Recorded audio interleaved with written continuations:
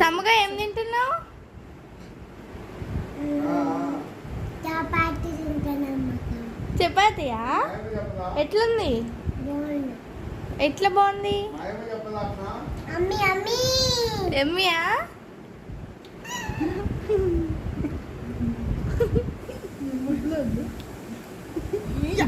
అమ్మి అమ్మి అమ్మి అమ్మి అమ్మి అమ్మి. నీకు ఏ టిఫిన్ ఇష్టం?